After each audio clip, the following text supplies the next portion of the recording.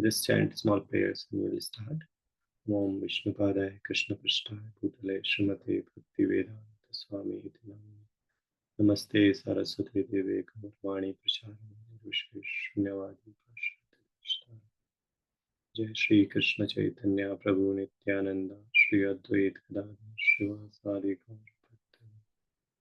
Hare Krishna Krishna Krishna Hare Hare Ram Hare Ram.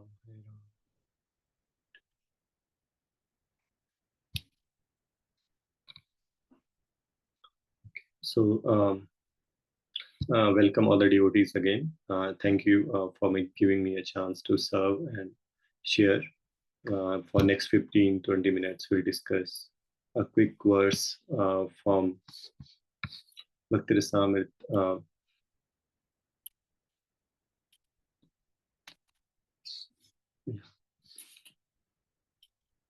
Hari Bhakti Vilas. So this is actually, these are 6 ways which are mentioned in Hari Bhakti Vilas by Sanatan Goswami. I'm sure you might have heard or seen this verse, quite a famous verse earlier, which gives us an idea of how we can improve our chanting quality. So we'll just discuss these 6 keys from this verse in this session. So I'm on high level. This is what it is. Manaha samharanam shaucham maunam mantrarth chintanam avyagratvam anirvedo japa sampatti hetavaha. In order to perfect one's chanting of japa, one needs to cultivate the following qualities. First, control of the mind. So first is, I have color coded it. You can see manaha samharanam, control of the mind. Second is shaucham, cleanliness. Third is maunam, silence. Fourth is mantrarth shintanam, is contemplation of the mantra's meaning. Fifth is avyagratvam, patience. And then sixth is anirvedo, and steadfastness. And Sanatan Goswami said, Japa sampatti hetavaha. So we can see even from the meaning, Japa sampatti hetavaha. So these are the sampatti, these are the 6 great qualities. If we can imbibe these qualities or focus on these 6 things, we'll definitely, our chanting quality will improve. So we'll try to discuss these 6 things one by one in some detail. Okay, so starting with first one, Manaha Samharanam. So what is Manaha Samharanam? It is control of the mind. So like all of you are familiar, we have one of the biggest challenge most of us and everyone in the world feels is the control, the distraction that are caused because of an uncontrolled mind. In fact, in Bhagavad Gita also we see that Arjun says famously that I can control the wind, but I cannot control the mind. And he says that but even before Krishna says, Arjun says this, Krishna already gives him an idea of how we can control the mind, right? So there's a famous verse called 6.26, Krishna says, Yato yato nishalati manashanchala. So basically, wherever the mind is wandering, bring it back. So this is, but then Arjun says that that's the whole problem. Right? So we bringing back the mind under control, that's the whole problem. And Krishna says that it is definitely difficult. He also acknowledges the problem. Like we know, he says, like when Arjun says that Chanchalam hi mana Krishna pramathi balvadridam tasyaham nigraham manne vayor ivasa duskara. So then Krishna also acknowledges that problem, and he just does not say that no, it's very easy to control the mind, but he says that yes, definitely that's very difficult. So he says ashanshayam mahabaho manah durnigraham chalam abhyasena tu kaunteya vairagena cha grihiyate. So these two he says, yeah, it's difficult. Asamshayam mahabahu manah durnigraham chalam. But by these two things, it is possible, right? So he says, abhyasena tu kaunteya vairagena chigriyate. So abhyasa that is being talked about here is the practice of bringing back the mind to the chanting of the holy name, right? And all of us have the experience that when we start, so we sit for the chanting, then immediately mind starts wandering. But then a sincere devotee tries his best to bring it back, bring it back, bring it back. So every time we bring back and we try to hear, listen the holy names of the Lord, what we are chanting. So that is the practice.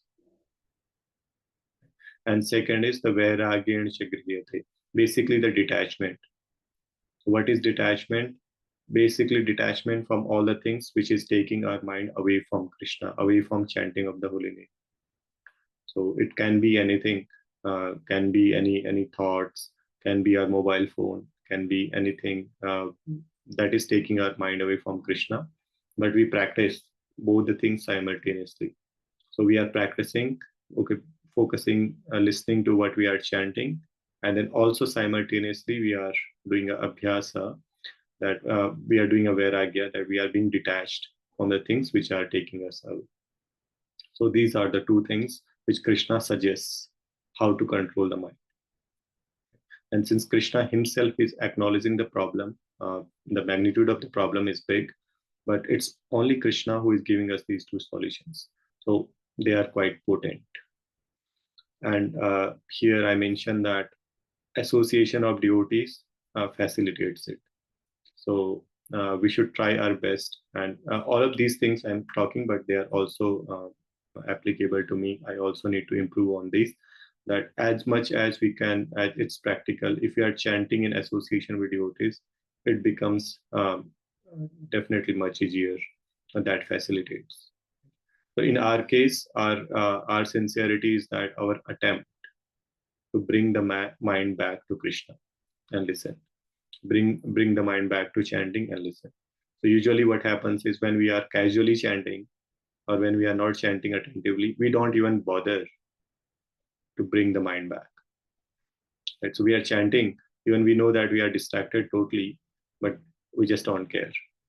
Right? So in our case, our sincerity or attentiveness is defined by our attempts to bring back the mind to the chanting. So this is manaha samharanam, control of the mind. So that is first quality. Then second quality is shaucham. So this is quite straightforward. So Prabhupada often describes that there is an internal purity and the external purity. Externally, we become pure by taking bath, wearing fresh clothes, sitting on a clean asanas, clean place. So that brings external purity. And internally, also keeping the mind free from all the negative and useless thoughts. So definitely these two things facilitate a lot to have more focus and more attentiveness in the chanting. Especially like practically speaking, one easy thing all of us, I'm sure we are trying and we can improve is trying to complete our chanting at least the prescribed quota in the morning, right? Because when we have already taken a nice rest, when we have taken a shower in the morning, we have worn fresh clothes, so we have, and our mind is also relatively quite calm. So that time, if we chant, it's very likely that we'll be able to focus more in the chanting of the holy names. If we contrast this with, let's say, chanting trying to chant in the afternoon, trying to chant in the night, when we have given our mind so many different things. Mind itself is so much overwhelmed, so much disturbed by all the things of the world we interact with, then it becomes very hard to chant. Like it's common experience for all the devotees that the day when we chant in the morning and the day when we chant in the afternoon, they're quite different. So this is Saucham. So we maintain our internal and external cleanliness. Right? Also, we should try our best to take shower and then chant many times. Like in some circumstances, when we are sick and when we are traveling, it might not be always possible. But as much as we can see the difference then and there. So this is also very important. Shaucham. Going to the third aspect, basically maunam. Right? So the literal meaning of maunam is silence, but it's not recommending here that absolute silence. That because we have to utter, we have to chant, right? So we cannot maintain utter silence. But what it is talking about is basically avoiding any useless, right? And I heard from even Sri Gaur prabhuji that whatever we do before or after chanting throughout the day, that impacts our chanting. So let's say I complete my chanting now. Now whatever I do for rest of the day is going to impact our tomorrow's chanting. Okay. So before and after, we are very mindful in engaging in the only the topics which are related to Krishna, or at least on the in the topics which are useful in our professional and in our personal lives. Right? I think this is doable if we are not always able to talk about Krishna's Naam, Roop, Gun, Leela, but at least we can definitely attempt to always talk positively and avoid any useless criticism, negative talks. So this is something we definitely can do, right? And during the japa, during the japa, we should not talk. If there is sometimes urgency, we should try to make it very brief for a minute or two. Otherwise, we should just chant. So this is the meaning of third thing, which is Mavanam. Going to the fourth item, mantra artha chintanam. Mantra artha chintanam. So now it's also very straightforward from the meaning. Mantra artha chintanam, contemplation of the mantra's meaning. So any mantra, mantra is a statement, or is a statement by repeating which our mind becomes liberated, we feel uplifted, we feel regulated. So that's the special potency of the mantra, manah trayate iti mantra. So this is the special, so mantra is not just any other string of words, right? So when we contemplate on the meaning of the mantra, like for the Hare Krishna Maha Mantra, Srila Prabhupada has given this beautiful meaning that, O Srimati Radharani, O Krishna, please engage me in your service. So when we are contemplating on the mantra's meaning, we save ourselves from becoming a mechanical chanter, that mechanical uttering of some string of names. So now we might wonder that, okay, I have to listen to the holy name or I have to contemplate. But at times, sometimes during the chanting, we should, or at least let's say when we are completing one round, we should meditate what is the meaning of the mantra. For advanced devotees, it becomes very natural that when they utter, when they chant, they mean it. They feel they are talking to Krishna, and they feel the meaning of the mantra itself.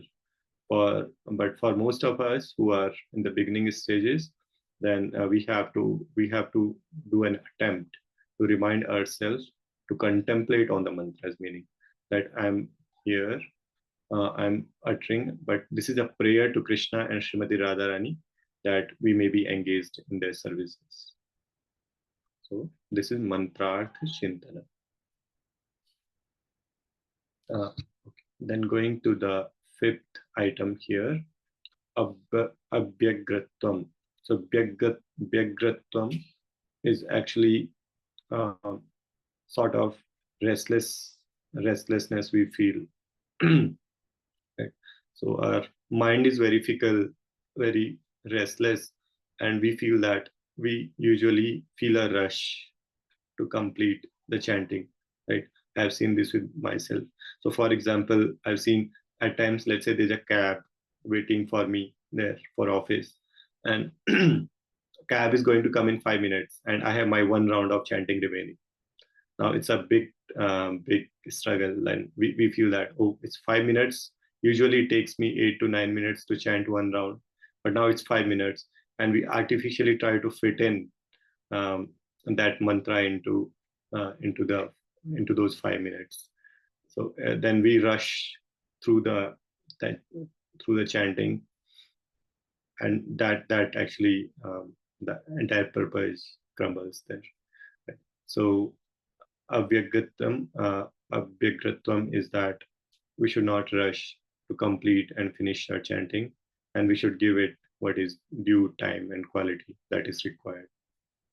So now it varies for different devotees. Many devotees, the way they speak in general is pretty fast, right? So for them, even the chanting is faster because it's just a natural pace which they can follow and contemplate.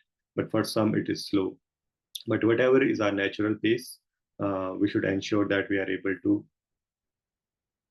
listen to the holy names and also meditate on the meaning, but we should not rush. So that's the fifth point. And the sixth key here is Anirvedo. Right? So now many times even Rup Goswami says in Nectar of Devotion, Nectar of Instruction, that Utsah Nishaya Dharyat. And it's also a common practice for devotees who have been chanting for long. We feel that we have been chanting for so long, but we are still not able to achieve our required goal. We are not able to see Krishna or meet Krishna and so on. But what our scriptures recommend that, and we all know that there are 9 stages of devotional service. Definitely, we are making progress, okay? And based on our sincerity or our efforts, the Krishna is reciprocating, and that is also our progress is also proportional to the fact that how much efforts and sincerity we are putting in the process. But we should not get discouraged that we are moving very slow in the path. Right? So, like, for example, I have been chanting for few years now, and I'm still in the phase of anartha nivritti. But definitely, we can see some changes that I can feel that slightly my patience has gone up a bit. Um, I'm not, I don't get angry that often or to that degree what I used to be before chanting. So this is just, in fact, chanting is not meant for this. This is just a side effect of the chanting while we are moving slowly on the path to Krishna, to achieve Krishna. But definitely, to the degree we follow this process or these uh, 6 keys of chanting, we'll see that our japa is improving. So I had these 6 keys to share. I'll repeat again and then we can take a pause. Manaha samharanam shaucham maunam mantrarthachintanam avyagratvam anirvedo japa sampatti hetavaha. In order to perfect one's chanting of japa, one needs to cultivate the following qualities. So first, control of the mind. Second, internal and external purity. Third, silence. Contemplation of the mantra's meaning. Patience. And finally, steadfastness. So this is all what I had to share. I'm sure if I follow these 6 keys, I'll be able to improve the quality of my japa. Thank you so much, Prabhuji. Thank you so much, all the devotees. Thank you very much, Advaita Gaur prabhuji. These are actually important points, very important points to apply in our own lives to improve our chanting and actually to help us understand what chanting is, to relish the taste of chanting. And one of the points was like association of devotees helps us to control the mind and also to improve chanting. And we have many important forums, like I know His Grace Burian Prabhuji travels to Bangalore and he takes many Japa retreat. So that's one of the forums. And chanting along with devotees in temple, what His Grace Advaita Gaur prabhuji highlighted is also an option and a great opportunity, which sometimes we don't capitalize on, although it is available to us. There are many centers there in Bangalore and all over the cities in India and elsewhere. So we should take advantage of that as much as possible. Thank you very much, Advaita Gaur prabhuji. I just want to open the forum for any questions or comments they have.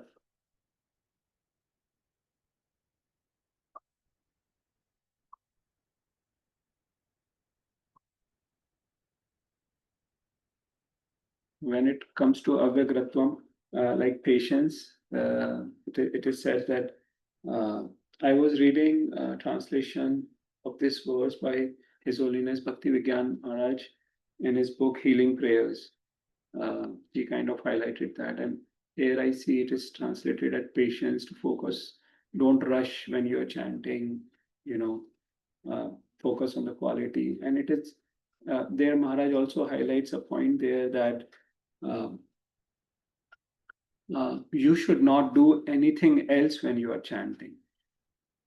Like sometimes we go from one place to other and we think that we can complete one round. So our main focus is to do something else, but in parallel we also think that I can utilize this time in chanting. While it is good to chant, but it is always better not to consider the chanting in our 16 rounds of chanting, the quota. And we should not make that a habit. And exceptional can be fine, but don't make those things as our habit, that we tend to chant our 16 rounds in parallel to doing other activities. So Maharaj highlighted that point also in Avyagrattam. Yeah. So chanting is our most important.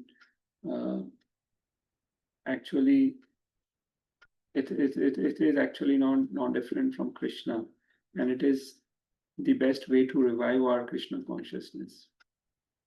Ramesh Gupta Prabhuji here highlighted Prabhuji, Dhanvat Pranam Prabhuji, revision of points mentioned helps in bringing myself on track. Yeah, it helps everyone.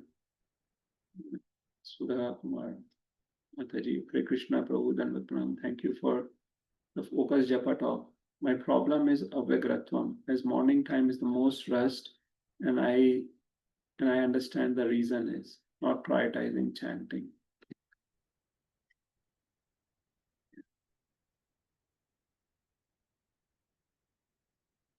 Actually, Advaita Gaur prabhuji is himself a very nice example of how to remain focused on the core values, the core principles in Krishna consciousness.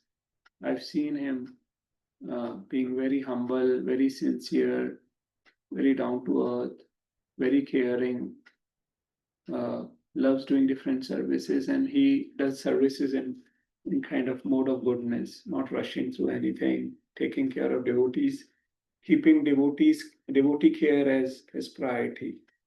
So, and I know for sure there are many other devotees in Bangalore, in different congregations. So we should try to take advantage of these devotees, to associate with them, to sit and chant with them, to study scriptures along with devotees. Also is a very good habit. So if there are no questions, then we can end the forum. Thank you very much, Advaita Gaur prabhuji. Yeah, thank you, Prabhuji. Thank you, all the devotees. You all. Hare Krishna, Thank you, Dhanvat Prabhuji. Pranam Prabhuji. Dhanvat Pranam, Prabhuji. Prabhuji, Dhanvat Pranam.